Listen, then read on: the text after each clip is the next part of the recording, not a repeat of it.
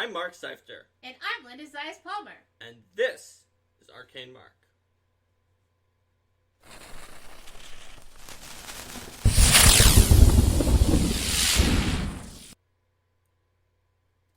Welcome everyone to Arcane Mark GM Tools, Recurring Characters and Themes. So, topic today about recurring characters and themes is something that you'll see recurring characters and themes in any medium. In a novel, in a movie, TV shows. Would you say that they're prone to recurring? They are. But pretty much anything that you watch, see, or play is going to have recurring characters and themes. The problem with a tabletop RPG compared to pretty much all the other ones, even video games that are more linear, is that it's very difficult to get across recurring characters and themes compared to those other media. There's a few reasons for that. One of the most simple ones is that when you're creating your own content, the only people who possibly are going to be looking at it are your group. Whereas if it's some kind of really obscure thing that was hidden in the next Avengers movie, then thousands of people are going to notice things and go online and discuss and figure it out amongst the fandom. So things can be more obscure. But another part of it is that the sort of nature of playing a tabletop role-playing game is different in a way that you can't really predict what's going to recur as easily as you think. So we're going to talk about what are the reasons that you would want a recurring character or theme, how to portray a recurring character or theme, and how to deal with the pitfalls in tabletop RPGs for recurring characters or themes. Mm-hmm. Those are sort of the three main things. Yeah.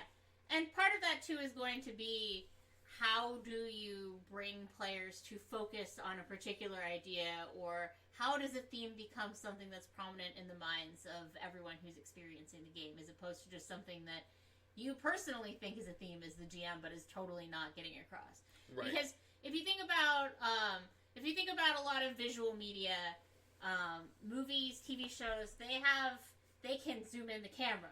They can change the colors. They can change the music. They have a lot of tools at their disposal to say, hey, this is the theme. This is what's important right now. Whereas right, a and game they can itself, play a leitmotif. Yeah, exactly. In Star Wars, every time a certain theme comes up, and you will sort of get the picture right away. Whereas if you're doing a role-playing game, and say you have this theme that you're trying to get across, but then the players want to go off trying to get the magic sword in the next town that they heard this small rumor about, and then they're off looking at their character sheets and deciding how much treasure they can sell in order to afford the magic sword, and then the doorbell rings and somebody's ordered pizza and you're just trying to get this theme across, then it can be much more challenging. Right. So the strength of having a recurring character or theme, or even just something that's not a character or theme, like a location or object, or anything that recurs in your game, is it adds a sense of continuity. It makes your world feel more real, even in situations where it's less realistic because of the fact that that person shouldn't recur as often as they actually do. It makes it feel like it's living, breathing, and that stuff is going on in the background, and it's not just the PCs encountering whatever cardboard cutout they're in front of right now, and then everything else vanishes except for that. Yeah, and that's an interesting dance to do between how much do you want to continue to include that same character so that they keep coming up, versus when do you think it's going to start to stretch the sense of the world for them to continue coming up. So it's good to have reasons why that character continues to come up. Yes. Say that they are the PC's contact in a particular organization, or you can see this even if you don't have a strong in-character reason, having sort of a genre sense that this is something that makes sense and you're all going to buy into it. Like you have a lot of these, when you have a lot of the TV shows, I think about the ones where you have the private detective who just is in a small town and they happen to be at the site of so many different crimes, and it's like, how are they always there? But why are there so many murders? Why are there so many murders? But that's the show, and that's the theme, and that's what you're getting into. So then there's sort of this buy-in from the audience that that having this recurring character is going Players to and audiences rarely even realize about the problem of something recurring too much. I brought it up, but it's not going to hit you too often. I mean, they are so important just for the sense of narrative coherence that people will use them even when it literally can't be possible. Like, for example, if anyone's watched Star Trek Voyager, where after the first few episodes, they're on a nearly straight path to get back home at the maximum speed their ship could go, and their ship is better than all of the ships of the people that they're dealing with, including one race called the Xindi that they meet very early on, and yet the Xindi keep recurring, like the same guy. And sure, they go off a little bit to explore nebulas or something, but that guy just, if he has anything else to do except following them, even if he doesn't, should not have been there. Yeah. And he is. And nobody actually does, and Hintrick talks about fridge logic. Nobody actually, or I mean, I guess I don't go online and check. There may be other people complaining, like, why are the Xindi ever recurring? They should have been left in the dust of the Voyager the first time they were met. But people just generally accept, because they want recurring characters, it makes it much more interesting that these same people that they messed with before are now coming back and are a different kind of threat. And I guess the thing is sort of like, and if people start looking at it and they start questioning it more, you can either say, that's just kind of what we're going with, or, that's one of those questions that naturally leads itself off into, oh, but really, maybe I should come up with some way that this character is more deeply entwined in the plot that explains why they're here, and then, because that to me fits into the category of when the players make an observation and it's not necessarily something that you were thinking of to start with, but if you run with it, you know that you're going to make something more interesting than what you would initially think you thought of. I think that's a perfect example. And this is predicting a later theme in this episode, which is when we talk about what to make a recurring character theme, it might be the thing that you think is the recurring character theme, but actually it's more likely to be whatever the players are picking up on, what they seem to like. You should make that character recur. We'll get into that. Which character do they keep asking about? That kind of stuff. Yeah. So now you could come up with a good explanation. If you don't have one or you don't want to, we can go back to last week's episode, comedy in your game, and you could just do like Pokemon, where everyone is Officer Jenny and Nurse Joy, and there's not really a good explanation. Yeah. They just are. That's who the police officers and the nurses are, and it's just seems to be a recurring character / no, but they're actually like clones of each other or sisters or something. Or that's that a all job have title. the same job, but they look exactly the same and have the same voice. Yeah, I know someone who had the idea of making a post-apocalyptic setting based on Pokemon, where small children are forced into death matches with mutant monsters that have been destroyed by the apocalypse, to distract everyone from the fact that government is crashing everywhere, and the only people who have any trained skills are like the 1 or 2 surviving doctors, nurses, police officers who are just being massively cloned to try to get the last bits of the training. I don't know. I would play that game. Alright. And Joe's Jungers is talking about the recurring Drendel Drang always looking for slackers to go on a mission late in the middle of the night. So, there's a lot of reasons a recurring character can just really make the game better, a recurring theme, or something like foreshadowing or a connection. But, and as a GM, you probably want to do that. Like, you might, we'll talk about foreshadowing on the 25th, but you might plant the seeds of of something that's going to happen much later on. You might just keep pushing in a particular theme again and again and again, which later leads to a mysterious final reveal. But there are some issues that will crop up time and again towards doing that. If you don't mind, I have something else I wanted to say about why you would want to have recurring characters. Sure, we should do that first. Yeah, before I move into that. Recurring characters and locations. Whenever you may be very familiar with the fantasy world that you're playing in. And sometimes as a very experienced GM, it's easy to lose sight of just how many proper nouns you're throwing at people and how disorienting that can be for someone who's just getting into it or just looking to be able to identify with the setting. Having a recurring character or location that they can keep going back to that the players really understand not only does that give them a good thing that they understand, but it also gives an excellent point of reference for them to look at the rest of the setting and compare to. Mm-hmm. So that they can say, oh, we live in Nermathus, and Nermathus is like this, but over in Malthun they do things this way. You could think of it also as a palate cleanser for the weirdness of whatever else you're about to do. Is They go back to their place and sort of reset their expectations. So it's important that you reset expectations correctly with the theme that you want to convey.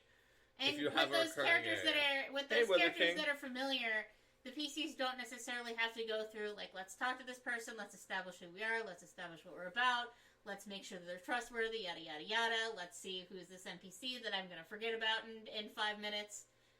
That kind of thing. You can just have someone that they have this conversation with and that they can really build a relationship with over the course of the game, too. Because recurring characters are... both the recurring allies certainly become an extended source of support as well as a target for mean GMs. And recurring villains can certainly be... That is a really gourd idea, and it's a gourd with sunglasses.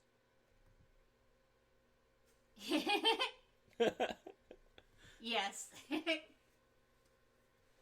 What was I saying? Recurring villains. Yes. Recurring villains can certainly come back and be those villains that the PCs are cursing the names of, because they... No matter what, they can never really seem to get rid of them, even if they foil their plans in the short term. That's right.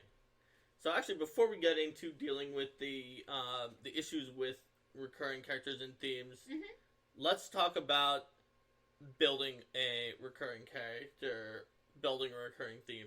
Sounds good. So we alluded to this, but it's not always going to be the character that you thought was the most important. It should just be the one that, through play, and maybe it was the one that you thought was important for the story, but through play has become important. It could be some random guard that the PCs always go to and bother and try to get that guard to help them on missions when they're not supposed to. Bob the guard and his low will save. Yeah, Bob the guard. Not the Bob the guard that was my character's enemy from Shackle City, but the one in Kingmaker that is the one Liz was talking about there. And then became an important character. Or in Jade Regent, Taihatsu. Oh, yeah. Who kept rolling really high on saves. Yes, so in Jade Regent, there was a character named Taihatsu, because there was a name of a local Thai place called Thai Hut that we sometimes ordered food because everyone was actually there in person.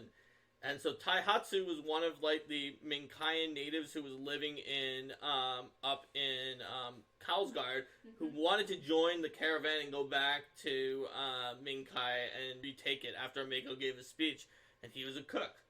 And there were situations where everyone had to roll will saves against weird stuff that happened in the Crown of the World, and Taihatsu just kept making his saves. So people just decided Taihatsu was like the best cook. Yeah.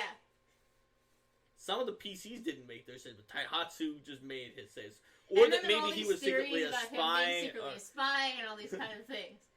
And this was just, caravan cook number 3, right? Yes, who just made his saves for a while, and we decided to name him after he made his saves, and he was just called Caravan Cook number 2, I think. Oh, okay, he was number 2. Yes, and then we were like, well, how about Taihatsu? It can be something as ridiculous as that. That's true.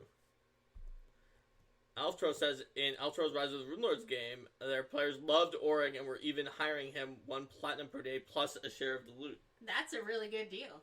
That's a good deal indeed. And Wither King had a campaign where a druid killed an innocent bat for no reason. The bat became a vampire, kept popping up in every new region, even popped up in a pie eating contest. That's amazing. Yeah, that's pretty fun. The first game that I ever ran when I was younger, my cousin was playing and he didn't like it. He just jumped into a portal to the abyss for no reason.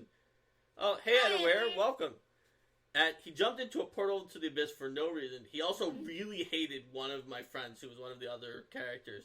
So later on, in the next campaign... The character or the player? He just didn't like the player either. So in the next campaign, a lot of time had passed, but everyone was playing new characters. And so I decided that my cousin's character from the first campaign had become a demon. And the demon came out and had a vendetta against that player's second character. He just didn't like the player. And so he came out and he was like, "It's me. Do you remember me?" Because the characters were like friends of the previous group.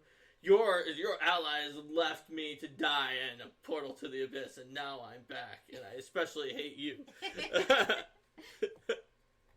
Oh, thank you, Altro. Oh, thanks. And Get some. Edward's group's cleric jumped into an endless pit because he didn't believe it was endless. well, shows him. The best part is when they try to grab an edge in a bottomless pit because they've already fallen so much that like they just die. Wasn't the conversation like that you'd be better off trying to retrain into wizard while falling in the bottomless pit? Yes, that's correct. Retrain into wizard, cast Featherfall, then grab the edge. And then grab the edge, because otherwise you're just going to splat against the edge. That's right. Terminal velocity is no joke. Also, even if you learn Dimension Door to go up a mile at a time, it's going to take a while because you've been falling at terminal velocity for a while. Yeah, you can't just cast Dimension Door constantly. Yep. Yeah.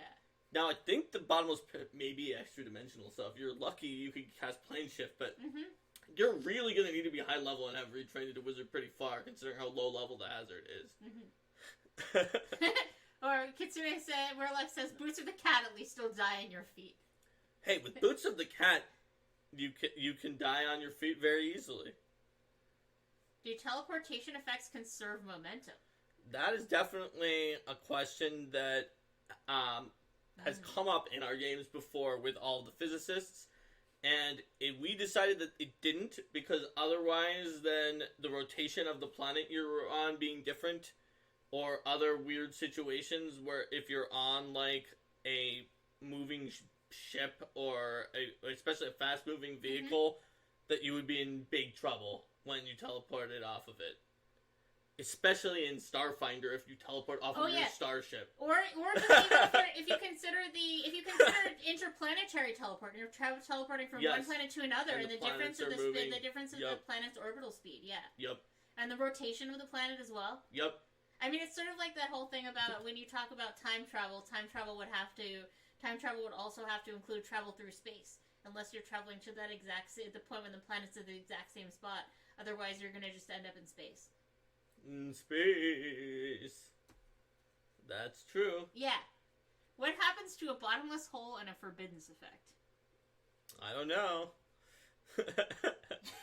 But yeah, if you time travel, you would need to travel in space. It's just like when Joshua when Joshua made the sun stand still in the sky, something else must have been going on, or the Earth would have just fallen into it.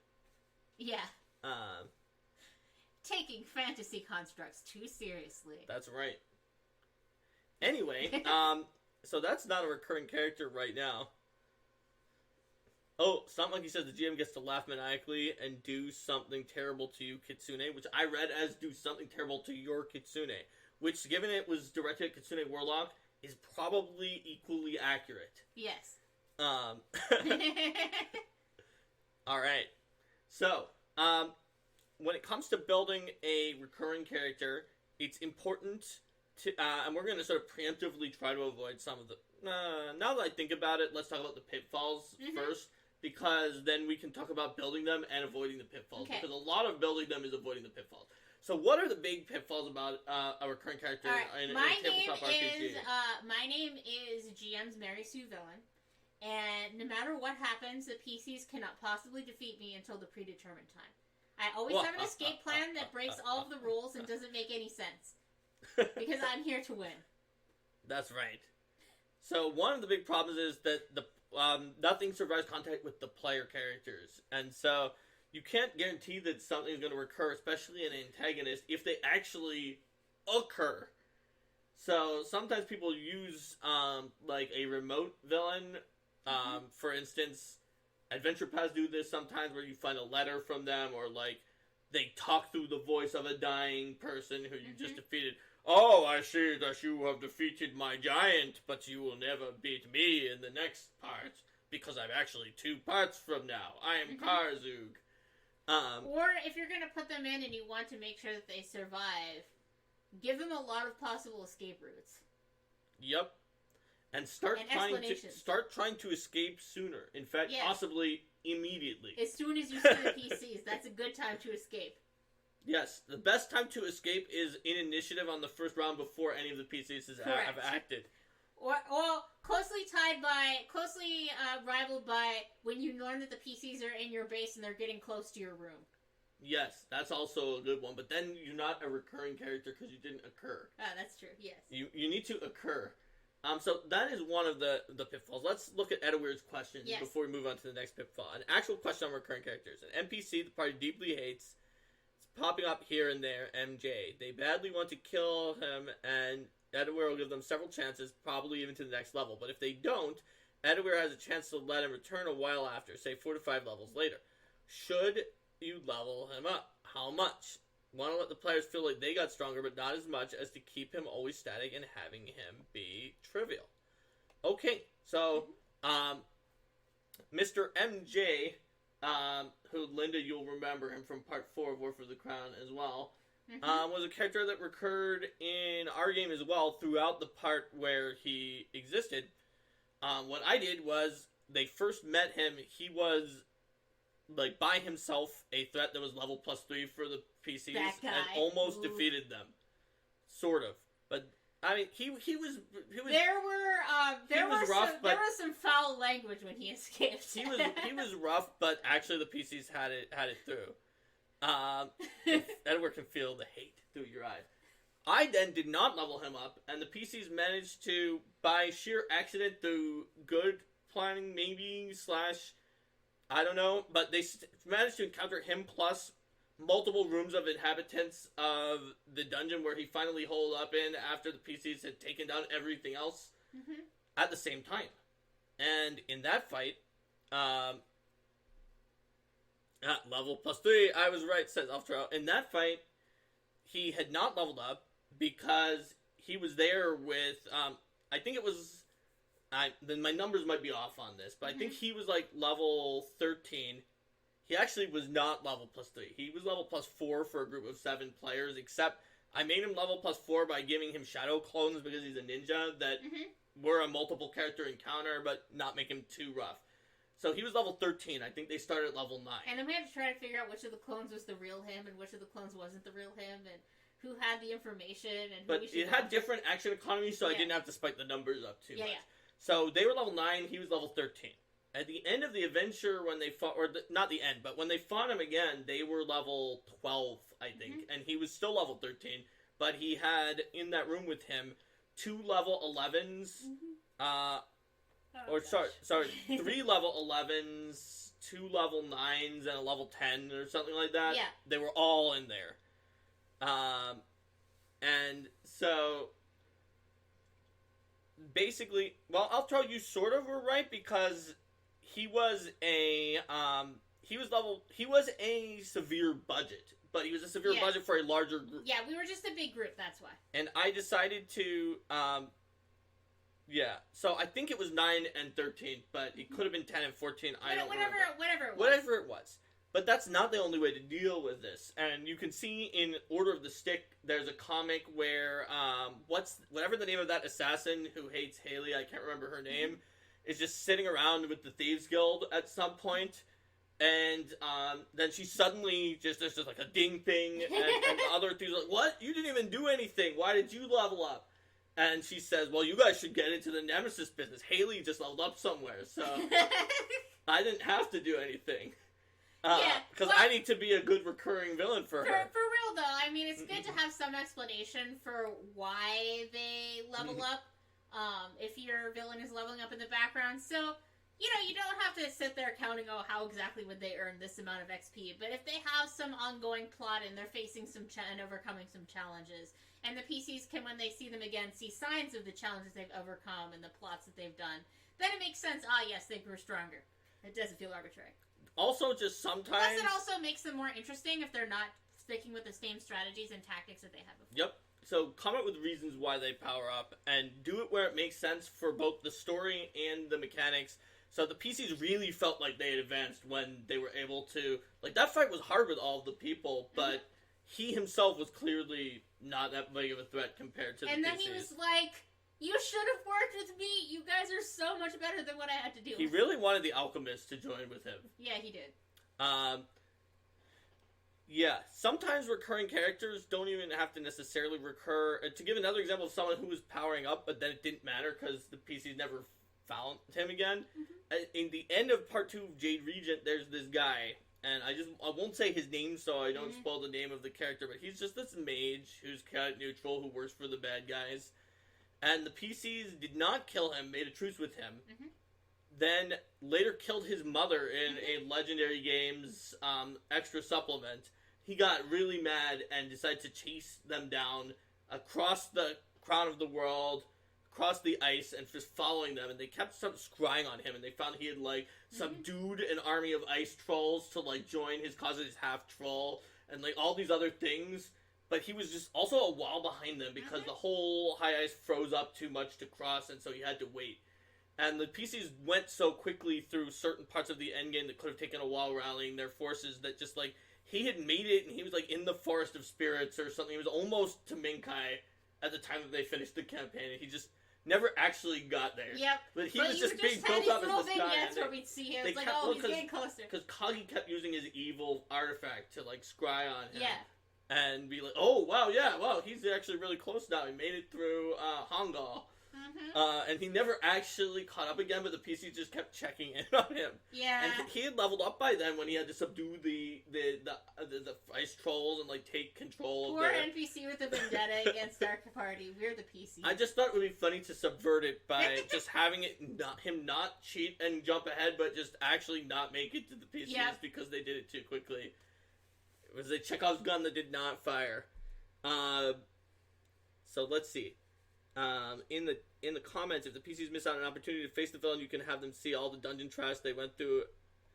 I'm good with him leveling means if I meet him in 5 levels, I'm okay with him leveling 2 to 3 levels. And Withercase says, I remember you guys told a story about the familiars going on their own quest. That would be a good place to put a Nemesis leveling for a battle. You could even tell a story where people play the bad guys to see the Nemesis leveling up, which could be fun. Linda's running that familiar quest again at Scarab this weekend, so we just looked at some of the materials for that right before the show. Yep. But yeah, there's a lot of interesting things with the recurring character, and that character recurred a second time. And by the way, in my game at least, he got away again on the second time, but mostly because he had to run away very quickly in the fight to escape. Well, it's like I think the way that you handle the Zenesha and Rise of the Rune Lords and had her keep coming back over and over again. She didn't really get more powerful, at least not that much. Or was hard, or it didn't seem like she was getting more powerful. She got relative to us. A little more powerful, but more like what Elftro was saying. So Zenesha just is a famous Rise of the Rune Lords villain who is way, way powerful because she actually tries to use her abilities synergistically in a way that any PC would if they were her. Most APs and published adventures intentionally put on kids' gloves and don't do things like cast mage armor or shield, even if they're a sorcerer. She casts mage armor and shield. She's very challenging. She also has like a touch attack that does wisdom drain. Oh yeah, that's important. And then our 7 wisdom paladin. Our 7 wisdom, like 35 AC paladin. But touch AC, and that was when the paladin decided that he was better off jumping off the roof of the tower and abandoning the rest of the party than continuing to fight her. Yep, he was just not afraid of anything except for wisdom drain on a touch attack. Anyway, though, she's a huge, powerful villain, and my party defeated her. In my game, she was basically a prosecutor, which is not part of the original adventure. She was just working for the city. So, both the PCs and her went to the Temple of Abadar to get healed after the fight. Which very awkward, and then they both kind of ran away from the Temple of Abadar. And then she was like, tell me about all of your tactics and how you fought. Ah, yes, that's interesting. Well, that was before you fought her. No. Because of the fact that the villains of Part 1 of Rise of the Rune Lords one of them hired a defense attorney to try to claim that the PCs were just attacking them and that they hadn't done anything wrong. And so Zenesha was the friendly, the friendly prosecutor who was going to help the PCs prove that they had done everything right. And so they told her all their tactics. She brought us free jelly donuts. There were free jelly donuts. In order to defend us in court without cost. We liked her. Yep. And she took advantage of our trust to learn all of our character abilities and be strategically prepared for our attack. So the PCs and Zenesha both ran away from each other in Part 2. So that's an example of introducing a villain in a context where people really aren't going to want to punch them in the face. In part 3, Zanesha came back with her sister, and in that point, also, she and her sister ran away, and the PCs were pretty beat up at that point. She then came into the back in part of the PCs in part 4, of their fight against, she came a second time in part 3. Yeah. Because first she came with her sister in Fort Rannoch, then she came at the boss at the end of part 3. Yes. With her sister. Came back for the boss. Then in part 4, she came back, again, and the PCs just managed to not even encounter her, although one of their summoner who they left behind got captured. Or barely encounter her. But then she came back again in the final boss of part 4. Yes. In part 5 is on a Debbie plane, and she did not come back. Also, the enemies, she had leveled up, like, maybe once or twice. Yeah. Like, maybe one per AP volume, so the PCs that were way out-leveled her. In part 6, Zanesha and her sister appeared, but the way that it happened was her sister got turned into a devourer by Most High Siatra as a look at how much you guys failed and I hate you all. And then Zanesha immediately did the thing that we talked about for recurring characters. As soon as she acted, she just left. She was like, "It's these guys again? I'm not staying for this." She immediately ran away before there was even any fight. Yep. And that was sort of her end state there. Numbat says don't trust jelly donut bearing NPCs. When it comes to MJ that Edward is talking about, I have an option now that I'm at the end of the game to have put him back in again, but I had a better idea for what to do with his spot.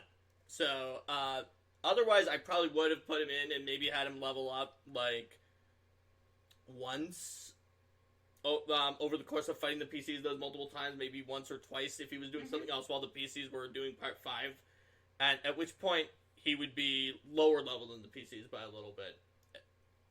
So you have a little bit of options. So that basically comes down to what Elftro said. You have a little bit of options mechanically of bringing in NPC, but I urge you to think about the story needs of the character when you decide how you're going to mechanically adjust them. Make it make sense. Like, they've had something stressful going on, such as fighting the PCs all those times. They probably could have leveled up from that.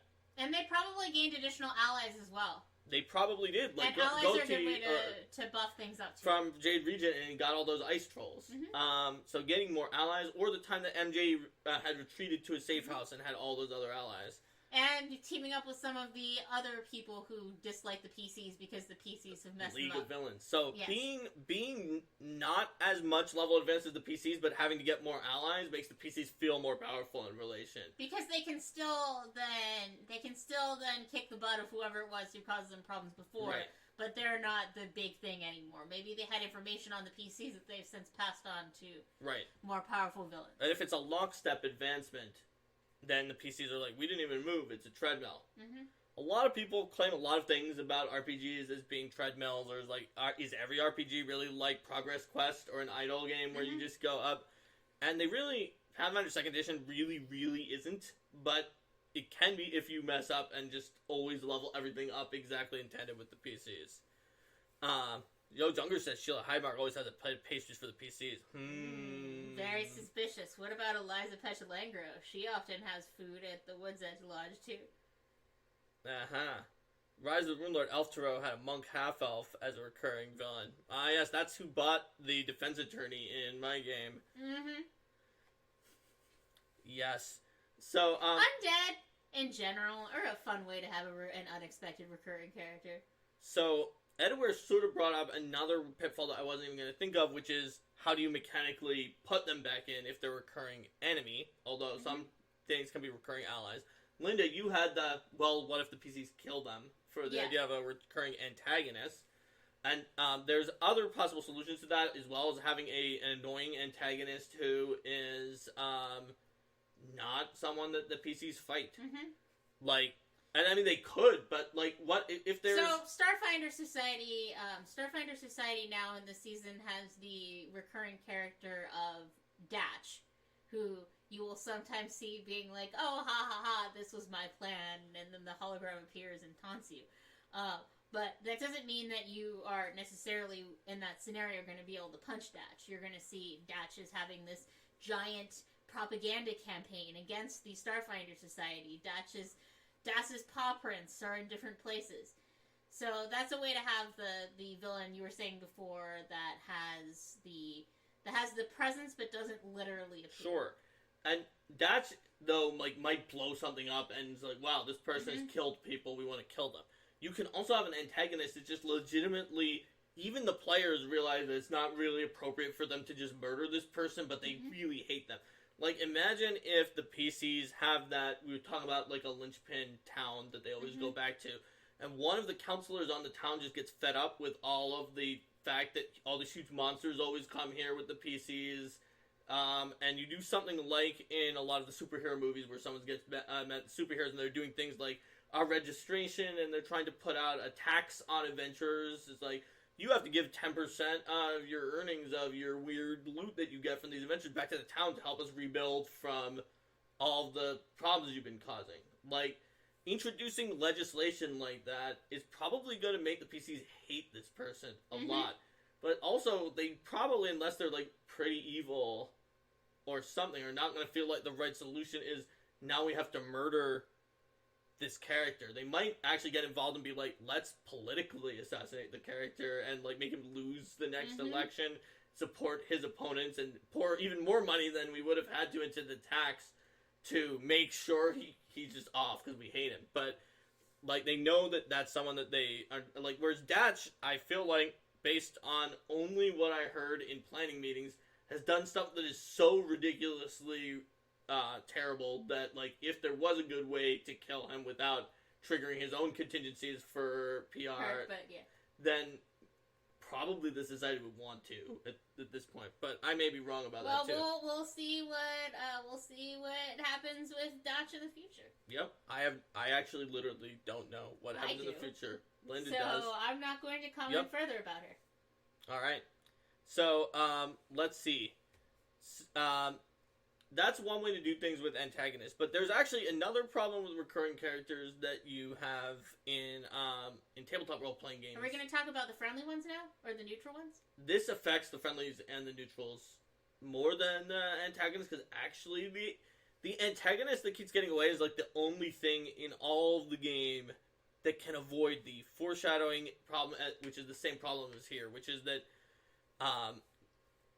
as according to a law that one of our fellow players created when we were at MIT, that nobody remembers any of the stuff that you say into the next session. It's like, if you want someone to figure out your foreshadowing, you need to have gone to the point where it was supposedly obvious and you directly stated it, and then be 10 times more obvious than that. Thanks for the chair, Rexa. Oh, thanks. NPC friends. 100 bits for NPC friends. Yes. And he had a corollary that some players, in this case I was his corollary, but there might be a player in your group who, instead of not noticing intelligence, is 10 times more obvious than a direct statement where you just beat over the head. Things when you think you're just dropping the most subtle of foreshadowing. That's correct. And having a mixed group of that is very challenging. But the problem with having a recurrent character who's not an antagonist that everyone hates so much is that they might not remember the character when the character comes back. Or a character that just does something minor or is mentioned one time and then comes later on. Like, just legitimately, even if there's not a lot to keep track of, even if there aren't a lot of players. Like, Linda was going through her old notes in a game that I'm running for only her. And we made, like, a spin-off game that's in the same world with different characters where she met some of the characters that were, like, more related to the Fae, who one of her characters has a big problem with in the first game. And when she went through her old notes, she saw the name of a character that she'd been dealing with a lot in the spin-off game. Yeah. So she now knows who it is. Yeah, but and then I was like, I'm dealing with that character. It's that could be a problem. This statement that was there is... yeah, but it was just like a name that seemed like a code name that was like some rando who I haven't even met, like, after years in that portion of the game. So, like, why would I remember that? That's right. Yeah. But I guess since it's a recurring character, that gets to the point of, it's a recurring character that you meet, then that character can talk to the PCs and be like, hey, it's you again. And Adaware says there's a player who when there's nothing foreshadowed, random dude says, "Hi, player, I think he's an outsider in service of Pharasma pretending to be a human." So, the thing for me is, even when I'm just kidding, I would be right. Yeah. And I don't know why. So, a small percentage of the time, I take your ideas and I make them right. But far more often, I'm like, how the flip did you I would be that right out? in published adventures, Yeah, though. No, because I would be like, you just changed it so that I was correct for certain things, and it wasn't even you, Linda. Like, one of my GMs, but we played with in high school that we were doing Shackled City, that was where I had my Wild Conspiracy Theorist character. Yeah. And I tried to make up the plausible in-world, but just as most outlandish as possible conspiracy theories. There's plenty of love for Shark Shasta. There is always love for Shark Shasta. There's a Shark Shasta shirt. I tried to make so many conspiracy theories about people. It's just like anytime there was someone, I was like, she's a Rakshasa, and he's this, and that guy's a beholder. And the people in my team were like, he's not a beholder. He can't be a beholder. They can't even change shape into a human. That's not one of the things their eyes can do, and they have an anti-magic eye that would prevent that from happening. I said, I don't care. Yeah. And the problem was that it was right. I've definitely had players accuse me before, like, you just changed it to be that because Mark said it, and then I, like, go to the adventure and I read the direct quote where it says exactly what Mark said. I've mentioned this before in another thing, but my character is, like, we played in a sort of Forgotten Realms-y version of Shackled City, and she was an archivist, but her main conspiracy theory was that Lathander was just a Monitor, the older sun god, who was trying to get a PR campaign that, because a Monitor had screwed up and an entire civilization crashed and he didn't predict it. And Lathander was the god of new beginnings, who had a different alignment, was also a sun god. So, it was an in-world conspiracy theory that had been, like, pretty much debunked, but mentioned in things like Baldur's Gate.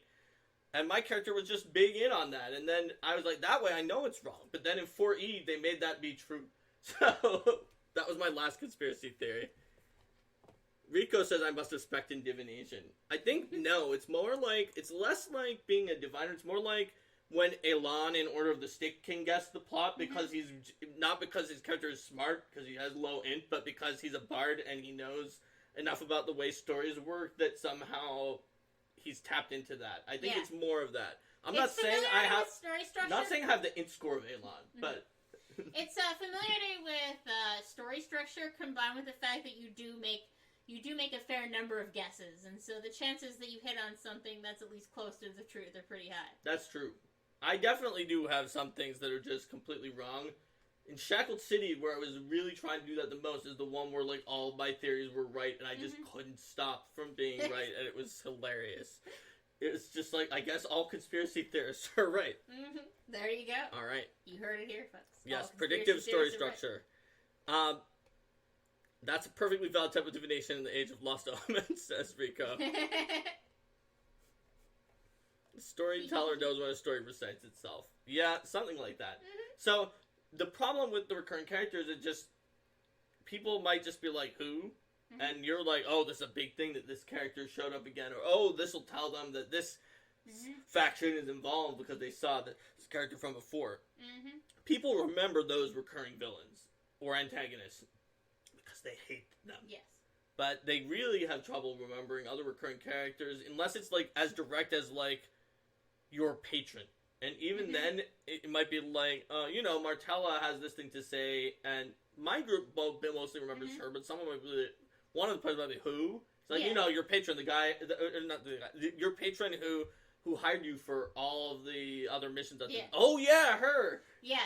Well, having an NPC list with a few details is super useful for that, particularly if you're going to have gaps in the campaign. That's something that you can maintain as a GM, or better yet, ask a player to maintain, where you have this reference, and when the NPC comes back again, then it can be like, this person from whenever, and then they can look at that and be like, oh yeah, that was the person who did yada yada, yes, we know who they are. And Wither King says maybe a character loves the reappearing character. That's also true. Yes. If someone really, really loves it, they just think that character's hilarious, or they legitimately want to romance that character, or whatever it is, they will remember that recurring character as well. But if it's someone who doesn't really... Yeah. I would say then, if you want them to be important, try to make them more interesting. Or one of the ways that NPCs can really stick in people's minds are if they have kind of a recurring shtick. So if they have, this is the time to Linda, pull out... you've moved on to our last topic, and the reason why I wanted to do it in this order when I thought about it. Yes. Yes. So if an NPC has a particular turn of phrase, or a particular accent, or always dresses in a particular way, or has this very distinctive thing that they always have, or that they always do. I mean, it doesn't have to be super realistic, right? It's a game, and we do want to make sure that the people stick out. I mean, I think about it from the perspective, too, of the difference between, when I started playing characters at Pathfinder Society games is actually when I first started thinking about this, because I thought, oh, well, as a player, I'm going to be sitting down at a table with people who don't know me and they don't know my character. So I need to have a few things for that character so they stand out so that people can interact with them and connect with them. But when I thought about that later, it was like, well, hey, this is just like every NPC ever in your games. Every NPC ever is someone that players don't necessarily have a huge amount of time to connect with. Everything is a new proper noun for them, or an old one, but that they don't remember. So there are ways that you can do exercises for this. One, this is an example from Mandalorian. I have spoken. I have spoken. Yes, that's right. Speaking Draconic, but using the version of the language that involves roaring, yelling. Yes. So one exercise you can perform that I did once was like Linda was playing a game that I was running where Linda's character was mentoring 9 different students. So just as a sort of a trial for myself, and I guess also for Linda, but mostly for me, I decided instead of like narrating where I would say a character's thing and say this person says and then do it, I just did a conversation for a while where I was going back and forth and I could have been any of those 9 students.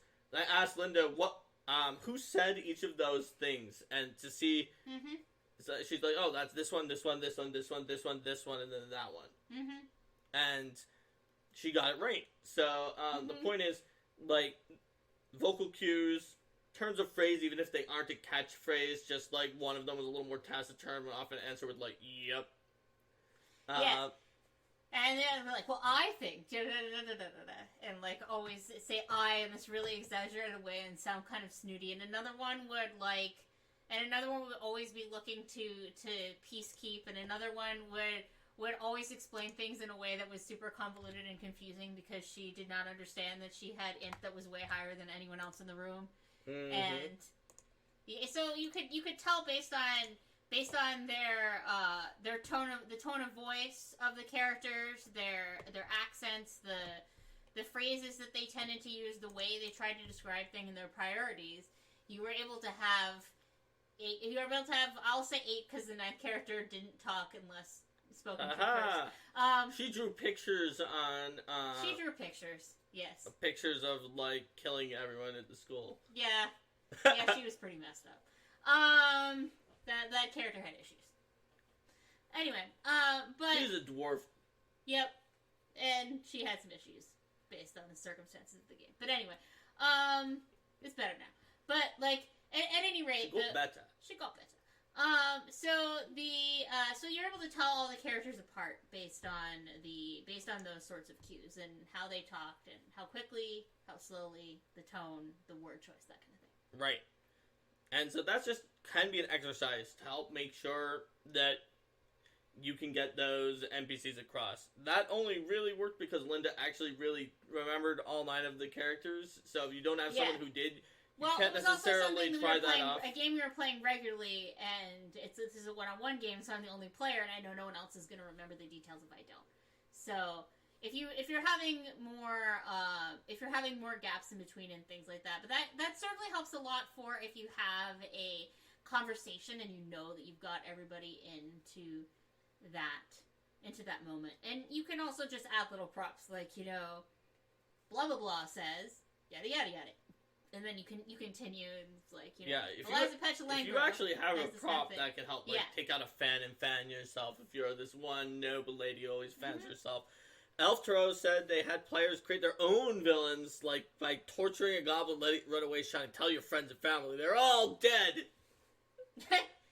came back with Ranger levels and favorite enemy, that particular character. That character. That's like when you really earn it as a PC. You really earn someone coming after you. Like at the end of my Rune Lords game, where there was the gallery of former PCs that you guys screwed, mostly former PCs that you guys screwed over. Yep.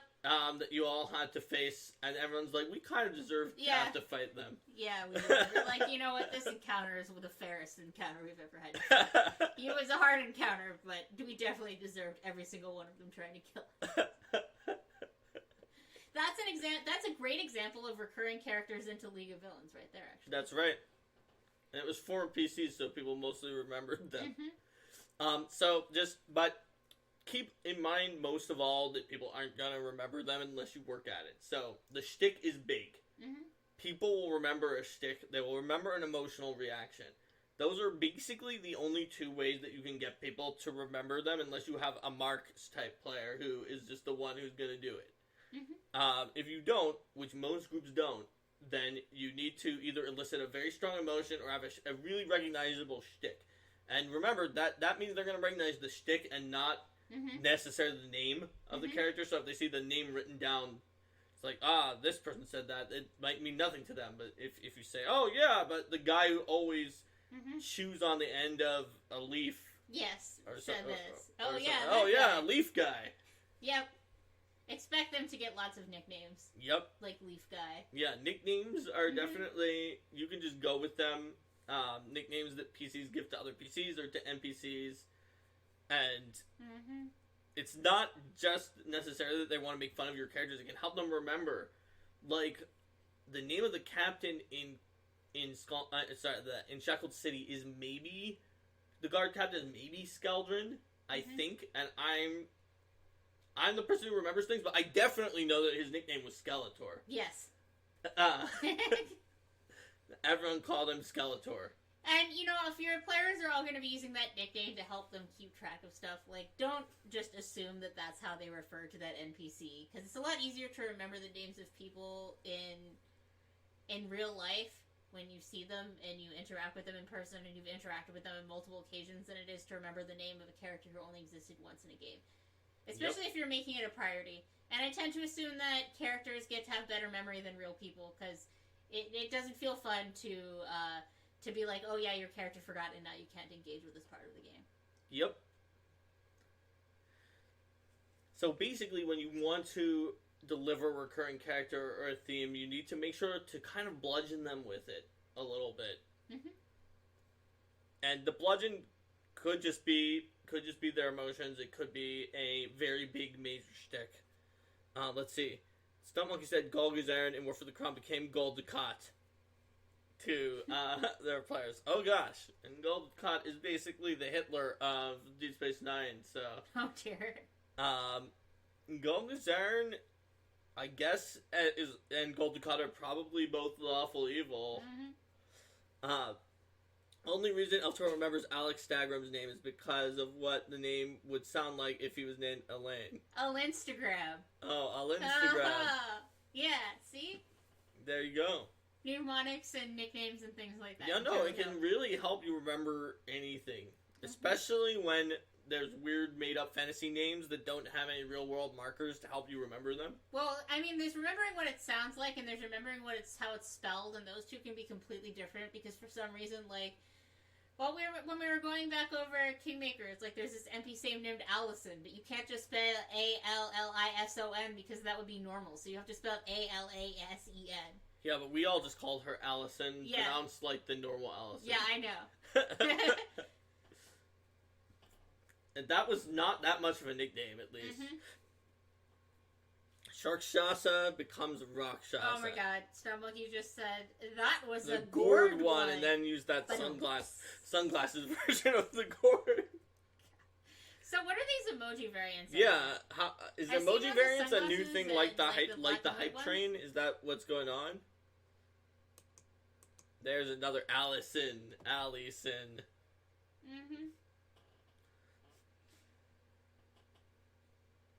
Oh, you can spend coins you get for watching to get them. Make them using Twitch currency. Channel points below the chat. Okay, cool. There we go then. Oh, that has.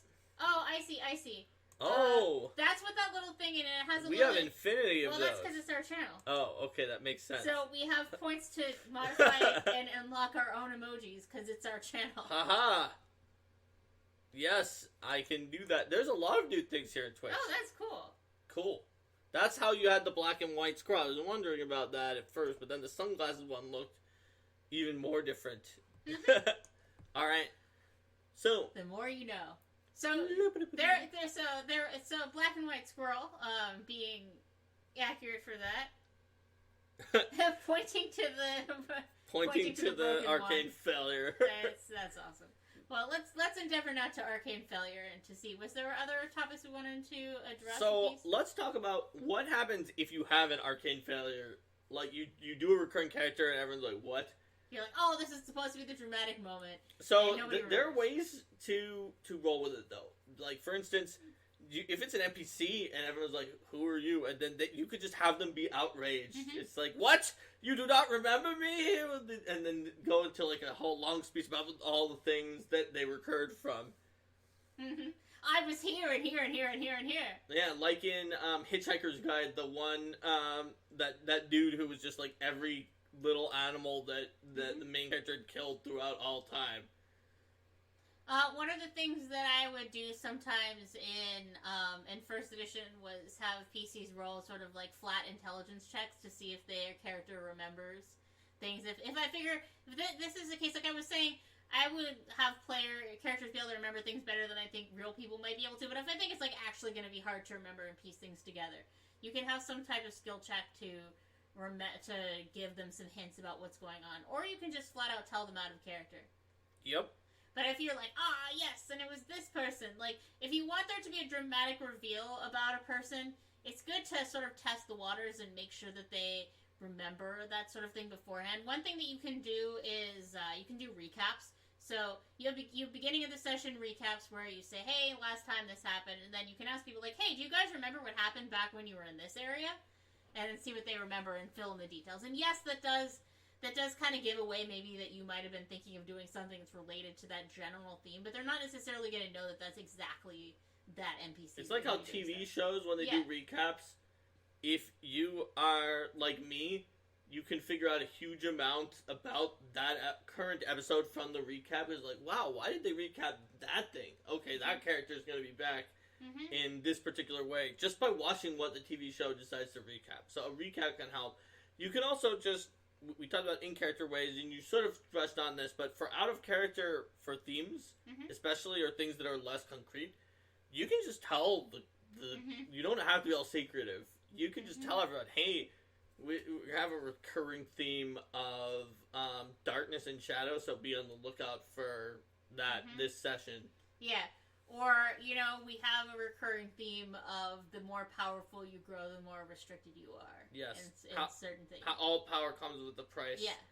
Being more powerful means you're also more constrained. Means you're also more constrained, but you're also more powerful in your specific area and stuff like that. Or, the theme of... And then this is... I mean, if you're going to have big overarching campaign themes, let's talk about Session Zero. I know we're always talking about Session Zero. We always talk about that. But that's a great time to put those out there if you're going to be like, this is an intrigue campaign where you all are going to be spies and you're going to be working on behalf of a powerful patron to affect political change. Or this is a campaign where you are going to be doing a lot of guerrilla fighting in a forest in order to defend people. That's right. Favorite enemy, apes. Or this is a campaign where, so those sorts of things, for Paizo Adventures, the player's guides do a really great job of establishing some of those themes, but, people aren't always going to read those. You can direct them to them. So giving the summary of, like, here's the themes, even if it's, particularly if it's your own adventure, too, and there isn't that sort of resource. So that fits right in with knowing the general tone of the game, too. Yep. And that also fits in with if you decide to tell the players that this is a recurring character. Also, recurring characters can be introduced right there in the Session Zero in terms of if you have characters that you want people to remember, those characters that got tied tied into the backstory in the very beginning that were the first reference point that the players had to the campaign, particularly if you have them come up in the first adventure, they're going to be a lot more memorable than other people when they've got a lot of people to remember. Like, War for the Crown just flat out gives you Eutropia's stats in the player's guide.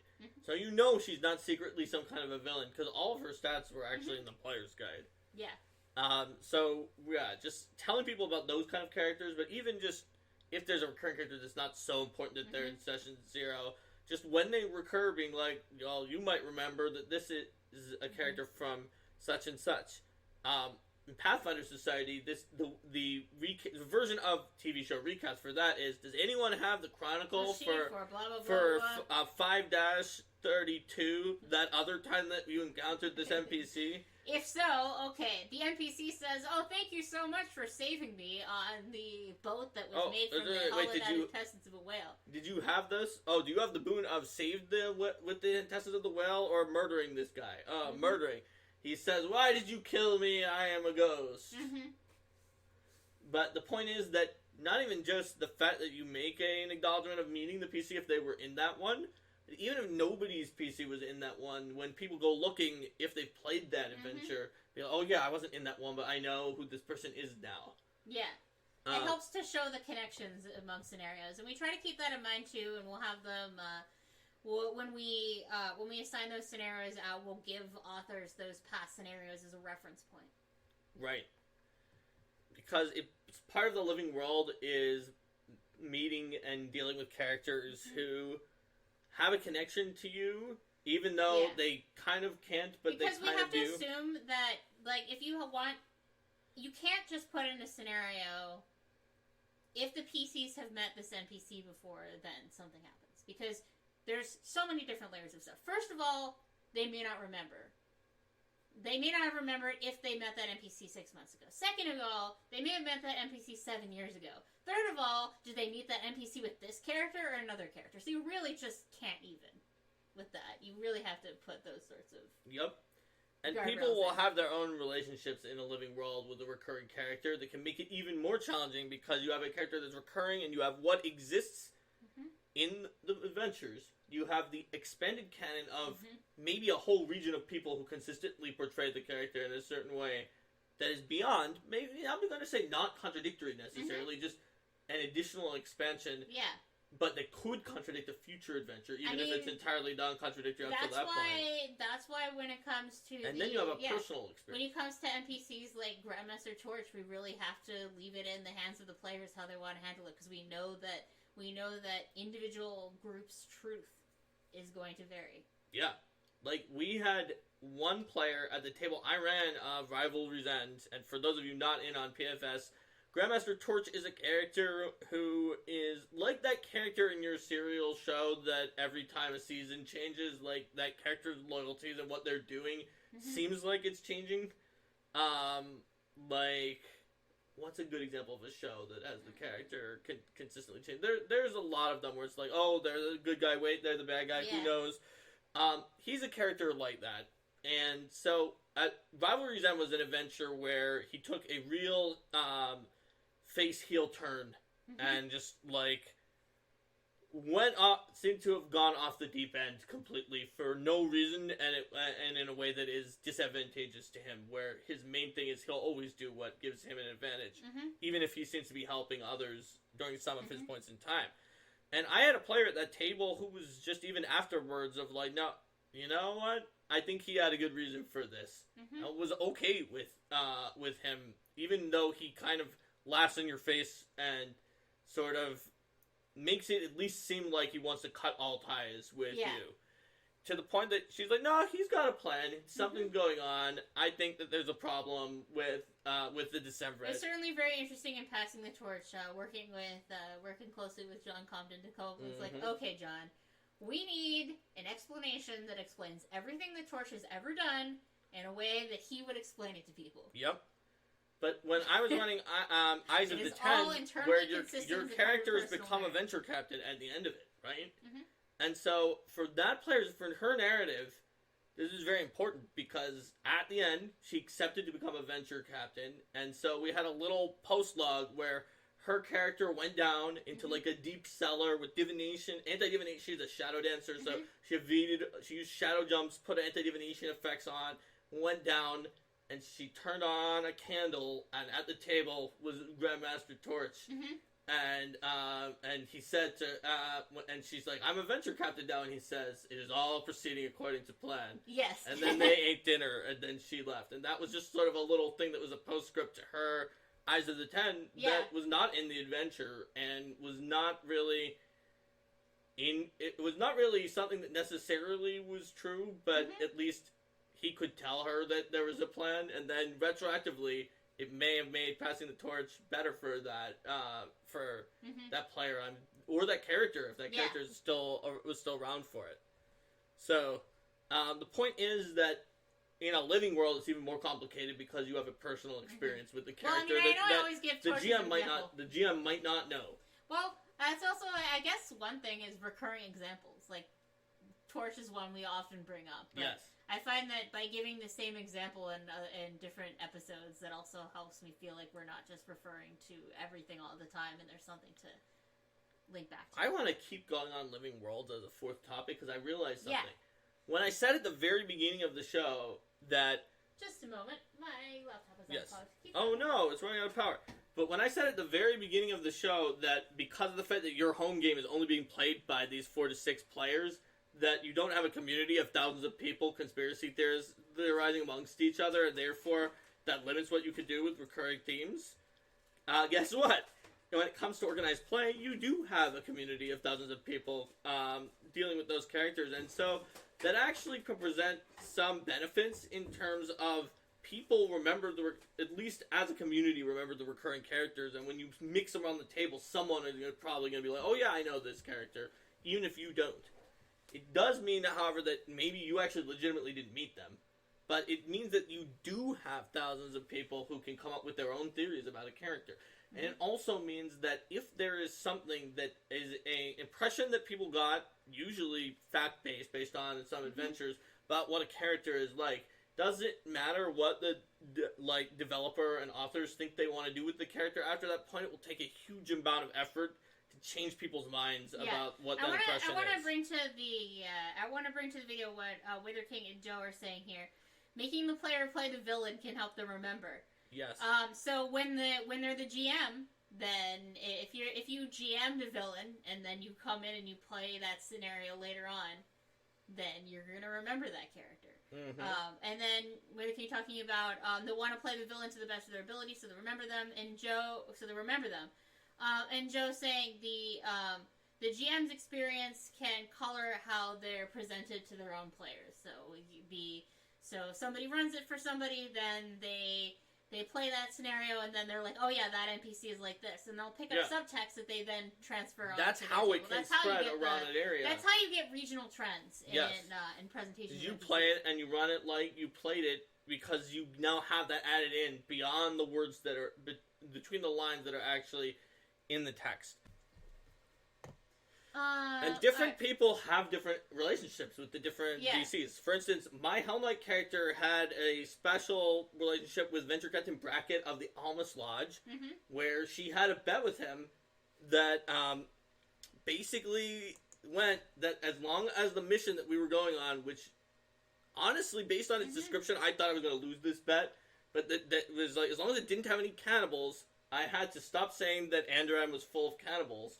And if it did have cannibals, there were like friggin' 3 he had to say that I was right, that Andoran had lots of cannibals, and that he should stop chastising me about that. Yep. And there were cannibals. So now, whenever I see Venture Captain Brackett, he has to say, "Okay, Fosh, you were right. There are a lot of cannibals in Andoran." Yeah. So if PCs have ongoing shticks, you can definitely talk to the players out of character for those. Another thing to note is the ways that it's certain obvious aspects of the characters that are just based on how they present and introduce themselves. It's one of the reasons I like to have character introductions at the beginning, so that if somebody says that, their character is wearing towel in high fashion, then I can have that influence the way that people react to them. So even if they're not necessarily you are presenting the character in the exact same way that they were presented before. If a character has a thing that they typically respond to, then you can really go along with that and make it feel like they've met that character before, even if they haven't. Right. By having them respond, or if they're like, oh yeah, I had a mission with this person before and I don't remember what it was, you can just say like, oh yes, it's good to see you again. Or if it's like the Master of Swords and they've never met with him, he's like, yes, I remember you. And the character obviously is using a big two-handed weapon or something like that. Yes, I remember you in training. But remember, sometimes technique can make up for brute strength or something like that. Yeah. And it's sort of like a mock... It's sort of a mock memory of your character would have met with this person, even though you've never done it in character. And then if you make it open-ended like that, where it's like, that's a great example, because if you ask a question that's just like, have you been continuing to practice? Yes. Mm-hmm. I mean, just like any conversation, right? Yep. It's better to ask a question that's more open-ended, or to make it... Learned any new techniques with your sword since the last time we sparred? Mm-hmm. Something like that. That invites response. Yep. So, okay, now we've given some actual advice for the GMs in an organized play situation. I think that covers all of our topics about recurring characters and themes. So, first, let's say goodbye to YouTube, and then we'll figure out about the poll. I think it's very, very close right now. So, bye YouTube! See you next time!